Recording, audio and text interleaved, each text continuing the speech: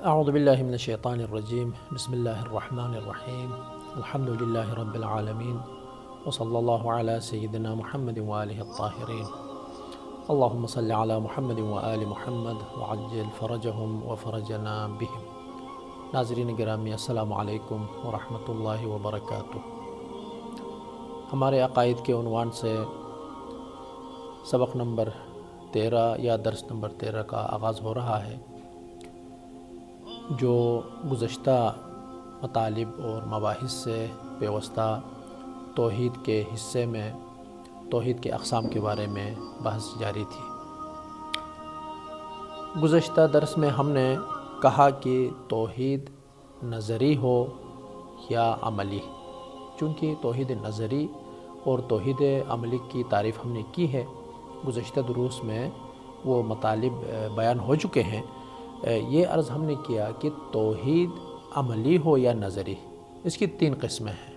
علماء عقائد، علماء کلام 3 قسمیں اس کے لیے بیان کرتے ہیں۔ ایک توحید ذاتی، دوسری قسم توحید صفاتی، اور تیسری قسم توحید افعالی ہے۔ گزشتہ درس میں ہم نے توحید ذاتی اور صفاتی کے بارے میں مختلف دلائل بیان کیے ہیں۔ اب توحید صفاتی سے پیوستہ کچھ نکات ہم بیان کریں گے۔ توحید صفاتی سے کیا مراد ہے؟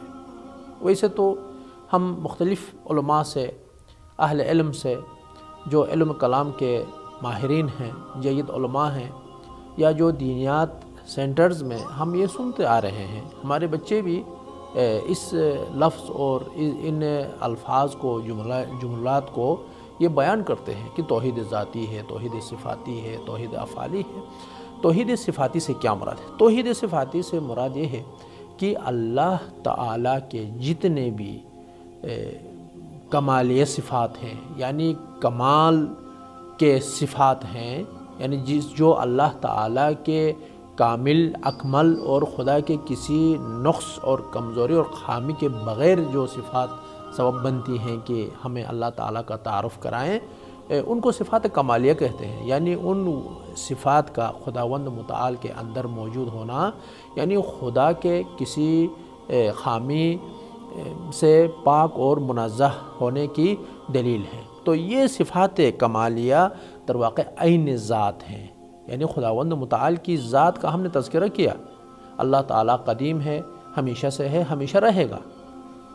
اب ایک ایسی صفت جو خدا کے کمال اور باکمال نقص اور عیب سے دور ہونے کا جو صفت دلالت کرتی ہے، وہ در واقع عین ذات ہے۔ یعنی جب کہا جاتا ہے کہ خداوند متعال عالم ہے، خداوند متعال قدیم ہے، خداوند متعال کا عالم ہونا، اس کا مطلب یہ ہے کہ خداوند متعال نے علم کی جو صفت ہے وہ کہیں اور سے حاصل نہیں کیا ہے، بلکہ جب سے خداوند متعال ہے، شروع سے ہے، ہمیشہ سے ہے، تو بس یہ صفت بھی اسی وقت سے ہی خداوند متعال کے اندر پائی جاتی ہے۔ ہم انسانوں کی طرح نہیں ہیں۔ انسان جب پیدا ہوتا ہے، انسان جب اپنی ماں کی پیٹ سے جب وہ نکلتا ہے، اس وقت وہ جاہل ہے، وہ کچھ نہیں جانتا، جیسا کہ اللہ تعالیٰ بھی ارشاد فرما رہا ہے۔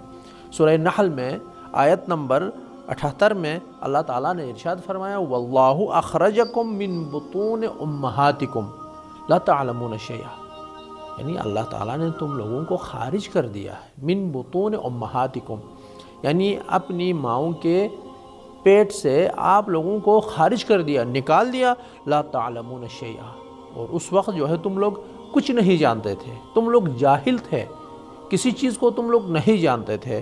وَجَعَلَ لَكُمُ السَّمْعَ، اللہ تعالیٰ نے تمہارے لیے کان، والابصار، آنکھیں، والافئدہ، اور آپ لوگوں کے لیے یہ قلب اور دل کو قرار دیے ہیں، لعلکم تشکرون، شاید آپ لوگ اللہ تعالیٰ کا شکریہ ادا کریں۔ اب یہ دیکھیں کہ انسان جب اپنی ماں کی پیٹ سے نکلتا ہے، پیدا ہوتا ہے، اس کائنات پر جب وہ قدم رکھتا ہے، اس وقت وہ جاہل ہے، وہ کچھ نہیں جانتا ہے۔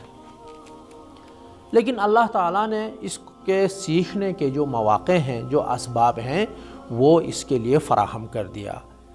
تو اس کے بعد یہ سیکھنے لگا، اس کے بعد یہ سننے لگا، اس کے بعد یہ سمجھنے لگا، اس کے بعد یہ چلنے لگا، اس کے بعد یہ سوچنے لگا۔ یعنی جتنے کمالات انسان کے اندر پیدا ہوتے ہیں وہ شروع میں موجود نہیں تھے اس انسان کے اندر۔ تو انسان جو ہی بڑا ہوتا ہے وہ معاشرے میں قدم رکھتا ہے، اسکول اور علمی مراکز میں جب وہ قدم رکھتا ہے تو وہ جو اس کے اندر جہالت پائی جاتی تھی وہ در واقع ختم ہوتی ہے، اور پھر اس کی جگہ جو ہے علم حاضر ہوتا ہے، علم اس کے وجود میں داخل ہوتا ہے، اس کے اندر علم آتا ہے۔ یعنی جو وہ جن چیزوں کے بارے میں، جن حقائق کے بارے میں کچھ نہیں جانتا تھا، اپنی ظرفیت کے مطابق، استعداد اور صلاحیتوں کے مطابق وہ سمجھنے لگتا ہے، جاننے لگتا ہے۔ تو بس انسان پہلے عالم نہیں تھا، ہم جاہل تھے، ہم کچھ نہیں سمجھتے تھے، لیکن اس زمین پر اور اس کائنات پر قدم رکھنے کے بعد ہم جاننے لگے۔ جو ہی ہماری عمر بڑھتی گئی، جو ہی ہم اسکول جاتے گئے، جو ہی ہم مکتب اور مدرسے میں جاتے رہے، جو مبہم اشیاء تھی ان کو ہم جاننے لگے، ان کو ہم سمجھنے لگے۔ لیکن خداوند متعال کے بارے میں ایسا نہیں ہے۔ یعنی خداوند متعال جب سے ہے اسی وقت سے ہی خداوند متعال عالم ہے۔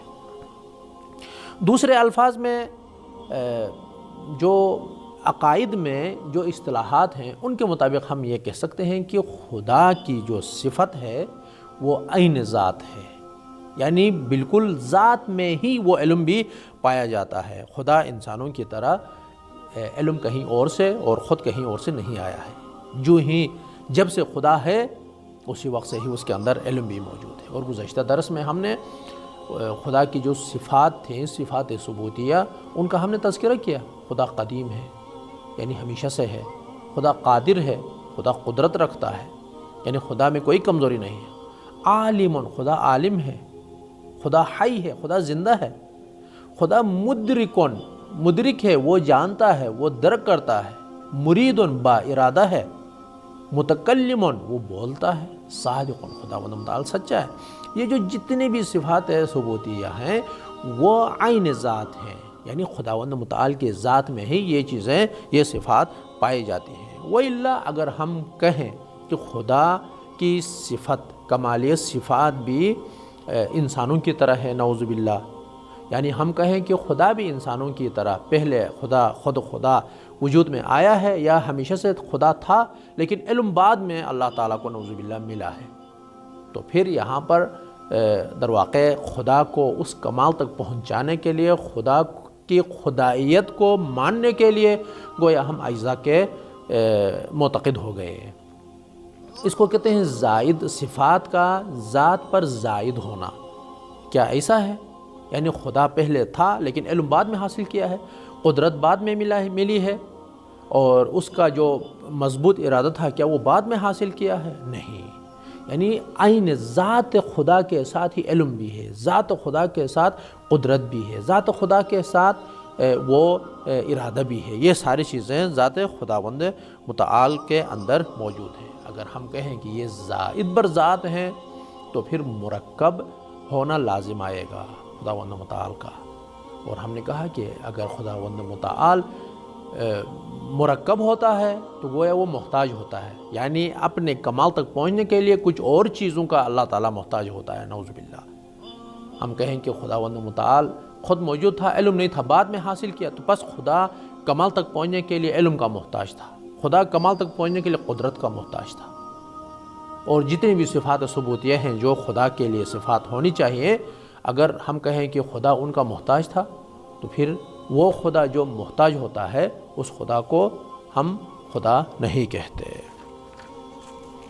بس اس کا مطلب یہ نکلا کہ خدا کی ذات جو ہے در واقع علم، قدرت، پختہ ارادہ اور متکلم، صادق، یہ ان خدا کی جو ذات ہے وہ ان کے ساری یہ چیزیں موجود ہو جاتی ہیں۔ جبکہ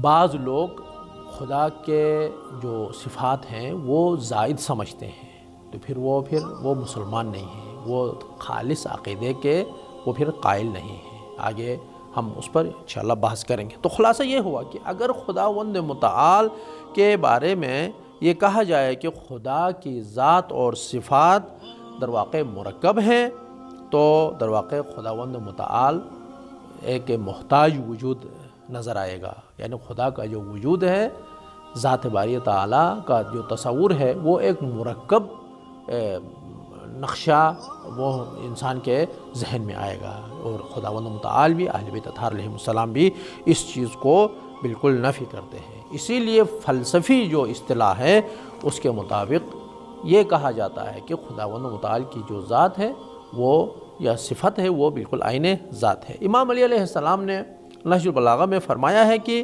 فمن وصف اللہ سبحانہ وتعالی فقط قرنہ، امیر المومنین علیہ السلام نے وہ صفات جو در واقع خداوند متعال کے لیے کمال کے باعث نہیں ہیں، یعنی وہ صفات جو خداوند متعال کے اندر موجود نہیں ہونے چاہیے، ان کے بارے میں یا ان کے بارے میں یا وہ صفات جو خداوند متعال کے کمال کے سبب بنتے ہیں لیکن اس کو زائد بر ذات سمجھتے ہیں، یعنی خداوند متعال جب تھا اس وقت یہ صفات موجود نہیں تھے، بعد میں خداوند متعال کے لیے یہ صفات آ کے ملحق ہو گئے ہیں، ملے ہیں۔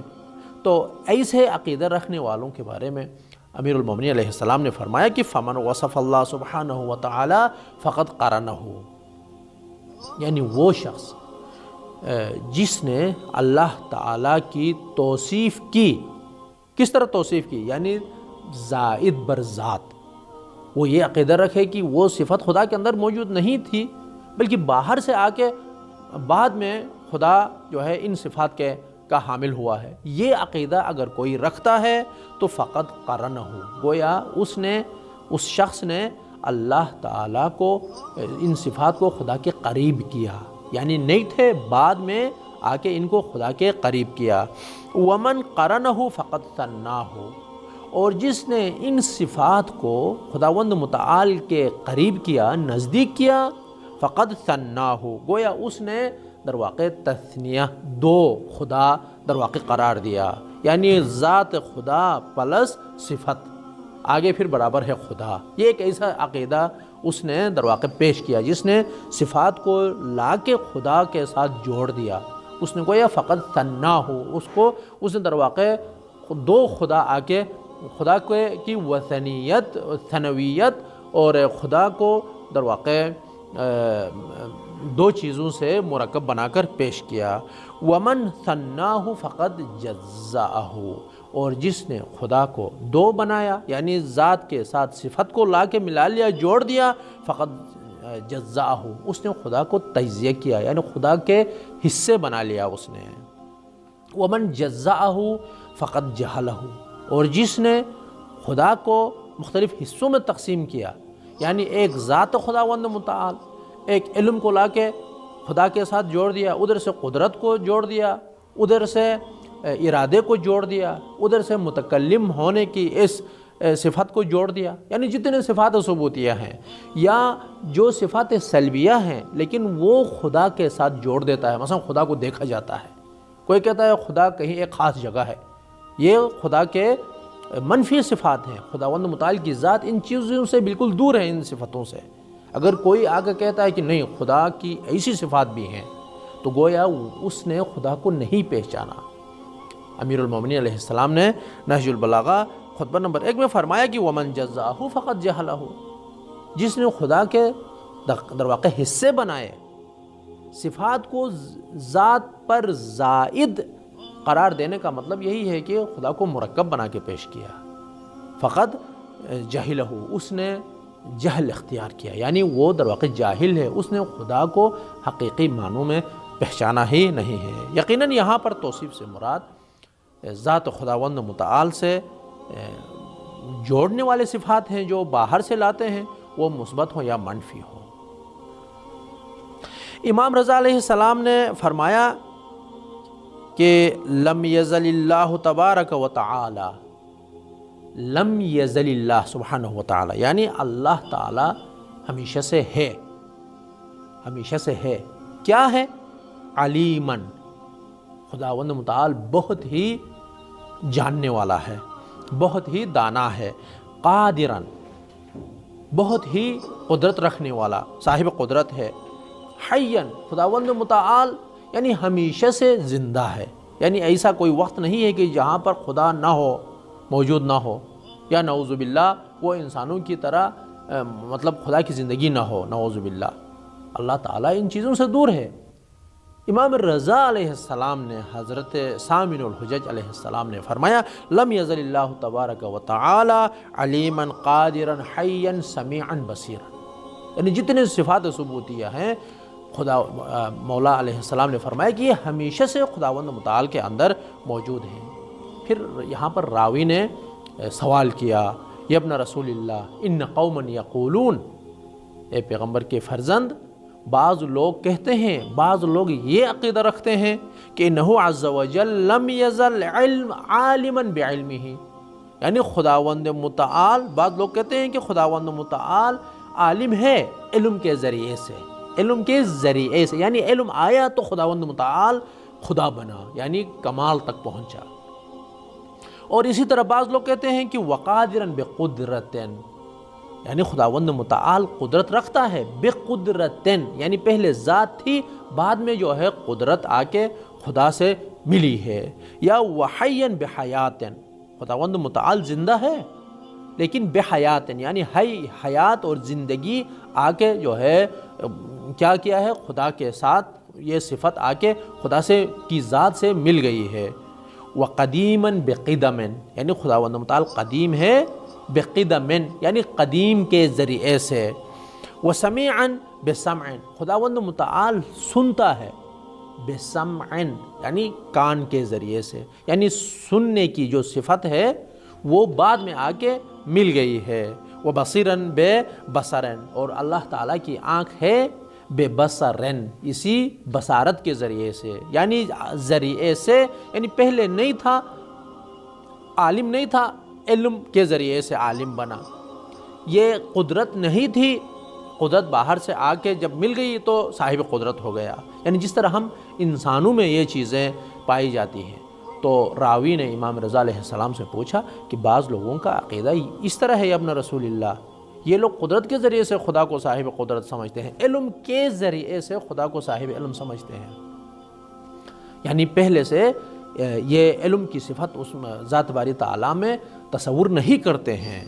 تو یہاں پر فقال، امام علیہ السلام نے فرمایا من قال ذلک ودان بہ فقد اتخذ مع اللہ آلہۃ اخری، کہ جس نے ایسا کہا، یوں کہا، کیا کہا، یعنی خداوند متعال علم کے ذریعے سے عالم ہے، قدرت کے ذریعے سے صاحب قدرت ہے، زندگی حیات کے ذریعے سے صاحب حیات ہے۔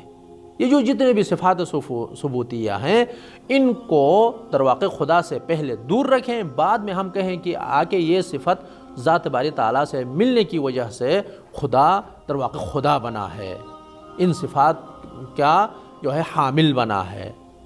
تو جس نے یوں کہا اور وہ اسی عقیدے کا پابند ہو گیا، یہ کہا اور اسی پر جو ہے اس نے اپنا عقیدہ بھی رکھا، ولی فرمایا کہ فقد اتخذ مع اللہ آلہۃ اخری، اس نے یعنی خدا کے ساتھ دوسرے خداؤں کو بھی لے لیا ہے، یعنی ایک خدا ذات باری تعالی اور پھر ایک اور خدا جو قدرت کی شکل میں ہے، جو کہتا ہے کہ یہ صفات ثبوتیہ خدا کے اندر موجود نہیں تھی، بعد میں آ کے خدا سے مل گئی ہیں، اس نے گویا دو خداؤں کا تصور کیا، ایک ذات باری تعالیٰ، دوسرے علم، ایک ذات باری تعالیٰ دوسرے قدرت، ایک ذات باری تعالیٰ دوسری جو ہے ارادہ، ان چیزوں کو فقط اتخذ مع اللہ آلہۃ اخری، یعنی اس نے خدا کے ساتھ دوسرے خداؤں کو بھی در واقع شامل کر دیا۔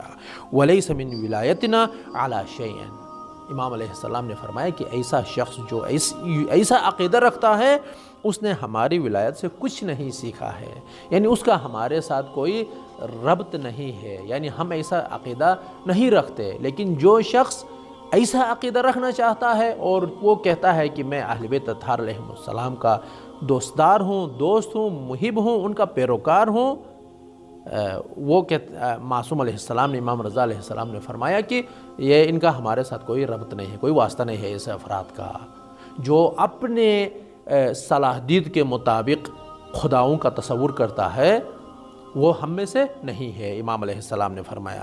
ثم قال، اس کے بعد امام علیہ السلام نے فرمایا لم یزل اللہ عز وجل علیما قادرا حیا قدیما سمیعا بصیرا لذاتہ، یعنی خداوند متعال ہمیشہ سے عالم ہے، قادر ہے، حی زندہ ہے، قدیم ہمیشہ سے ہے، سمیعا بہت ہی سننے والا ہے، بصیراً بہت ہی دیکھنے والا ہے، لذاتہ یعنی ذات میں یہ ساری چیزیں شروع سے ہی موجود ہیں۔ تعالی اللہ سبحانہ وتعالی عما یقول المشرکون، یعنی اللہ تعالیٰ کی جو ذات ہے وہ بہت ہی بلند و بالا اور اعلیٰ ذات ہے اور پاک ہے۔ یقول المشرکون یعنی جس چیز جو عقیدہ مشرک لوگ رکھتے ہیں، خدا ایسے عقائد سے بالکل پاک اور منزہ ہے۔ والمشبہون، اور جو خدا کے جسم ہونے کے قائل ہیں، اس خدا کی ذات ایسے افراد کے عقائد سے بالکل بالاتر ہے۔ علواً کبیرہ، بہت ہی خدا کی ذات بلند و بالا ہے۔ یعنی امام علیہ السلام صفات الہی کو ازلی سمجھتے ہیں، ازل سے ہے، ابد تک رہے گا۔ ازل یعنی شروع سے ہی، جتنا بھی آپ شروع کا تصور کریں خدا اس سے بھی پہلے ہے، اور خداوند متعال کی ذات کو آپ جتنا بعد میں تصور کریں گے اس سے بھی بعد، یعنی گزشتہ اور آنے والے زمانے کا جو ہم تصور کرتے ہیں، خداوند متعال اس سے بھی پہلے اور اس سے بھی بعد سے ہی خداوند متعال موجود ہیں، یعنی جو ذات الہی میں بالکل موجود ہیں۔ اور مکتب اہل بیت اطہار علیہ السلام میں صفات خدا کو زائد تصور کرنا شرک ہے۔ خداوند متعال کے صفات کو زائد تصور کرنا در واقع متعدد خداؤں کو ماننے کا در واقع برابر ہے۔ یہاں پر ایک نقطہ جو علماء کلام اس اصطلاح کو بیان فرماتے ہیں وہ سرمدی ہے، یعنی خدا جب ہم کہتے ہیں خدا قدیم ہے یعنی ہمیشہ سے ہے اور ہمیشہ رہے گا، تو پس دو چیزیں یہاں پر ہیں، ایک گزشتہ سابقہ اور ایک آنے والا دور اور زمانہ۔ تو خدا ہمیشہ سے ہے، اس کو کہتے ہیں خدا ازلی ہے، یعنی ازل سے ہے، ہمیشہ سے ہے، اور خدا ہمیشہ رہے گا یعنی ابد تک خدا رہے گا، تو اس کو ابدی کہتے ہیں۔ ایک ازلی ایک ابدی، ان دونوں کو ملا کر ایک اصطلاح بیان فرماتے ہیں علماء، اس کو کہتے ہیں سرمدی۔ سرمدی یعنی سرمدی میں دونوں چیزیں آ جاتی ہیں۔ جب ہم کہتے ہیں کہ خداوند متعال ہمیشہ سے ہے، اس کو ہم سرمدی نہیں کہہ سکتے، وہ ازلی ہے۔ اگر آپ کہتے ہیں کہ خداوند متعال ہمیشہ رہے گا، صرف ہمیشہ رہے گا، اس کو بھی ہم سرمدی نہیں کہہ سکتے۔ کیوں؟ صرف ابدی کا جو عنوان ہے وہ اس پر صادق آ جاتا ہے، لیکن ہم ان دونوں کو ملا کر ازلی اور ابدی کو، یعنی شروع سے اور آخر تک، جب ہم اس چیز کو مد نظر رکھتے ہیں تو اس کو سرمدی کہتے ہیں۔ تو ذات باری تعالی تمام صفات ثبوتیہ کا حامل، اور اسی طرح تمام صفات ثبوتیہ کے حامل ہے، اور اس تمام صفات ثبوتیہ ازل سے ہی ہیں، ہمیشہ سے ہیں، ہمیشہ رہیں گے۔ اسی کو توحید صفاتی کہتے ہیں اور توحید سرمدی بھی کہتے ہیں۔ عزیزان گرامی، یہاں تک ہم نے وہ توحید عملی ہو یا توحید نظری، ہم نے توحید نظری اور توحید عملی کی تعریف کی ہے۔ تو توحید عملی یا توحید نظری، ان کے پھر مختلف اقسام ہیں، ان میں سے ایک توحید ذاتی ہے، اس کو ہم پہلے بیان کر چکے ہیں، اور اس کے بعد ایک اور جو قسم ہے وہ توحید صفاتی ہے۔ گزشتہ درس میں اور اس درس میں ہم نے توحید صفاتی پر بھی تبصرہ کیا، آیات کی ہم نے روشنی میں اللہ تعالیٰ کی جو صفت ہیں اس کا ہم نے تذکرہ کیا، اور اس کے بعد توحید افعالی ابھی باقی رہ جاتا ہے، لیکن توحید افعالی کے بارے میں ہم انشاءاللہ آئندہ درس میں اس پر بحث کریں گے، روشنی ڈالیں گے، اور گزشتہ دروس میں بھی ہم یہ بیان کر چکے ہیں، یہ کہتے ہم آ رہے ہیں کہ عقائد کے حوالے سے، چونکہ عقیدہ اور جو باور ہے وہ ہمیشہ انسان کے ساتھ ہے، یعنی انسان جو سوچتا ہے، انسان جو بولتا ہے، اور انسان جو عقیدہ رکھتا ہے وہ انسان کے جسم اور روح کے ساتھ وہ بالکل مکس ہوا ہے، وہ بالکل انسان کے خمیر کی خلقت کی خمیر میں وہ موجود ہے۔ تو اسی فکر کے مطابق اور اسی عقیدے کے مطابق انسان اپنا جو رویہ ہے، انسان کا جو کردار ہوتا ہے، انسان کا جو سلوک ہوتا ہے، وہ یہی اندرونی افکار کے مطابق ہوتا ہے۔ تو جتنا ہم پاک عقیدہ حاصل کریں گے، جتنا ہم پاک نظریہ در واقع ہم علماء سے، قرآن مجید سے، اہل بیت اطہار علیہم السلام کے فرامین سے حاصل کریں گے، ہمارا اٹھنا، ہمارا سوچنا، ہمارا بیٹھنا، ہمارا ہر کردار اسی کے مطابق ہوگا۔ تو اسی لیے ضروری ہے کہ توحید کے جتنے اقسام ہیں ان کو ہم صحیح طریقے سے سمجھیں۔ اہل بیت اطہار علیہم السلام نے اور ذات باری تعالیٰ نے، اللہ تعالیٰ نے قرآن مجید میں جس توحید کا تعارف کرایا ہے وہی توحید ہم سیکھیں، اس کو سمجھیں اور اس پر ہم عمل کریں۔ جو توحید افعالی کے سلسلے میں مباحث اور مطالب بیان ہونے ہیں وہ آنے والے درس میں انشاءاللہ بیان ہوں گے۔ اللہ تعالیٰ ہم سب کو اللہ کی صحیح معرفت حاصل کر کے اسی معرفت کے مطابق پاک زندگی کرنے کی اور پاک عمل کرنے کی توفیق عنایت فرمائے۔ آمین ثم آمین۔ والسلام علیکم ورحمۃ اللہ وبرکاتہ۔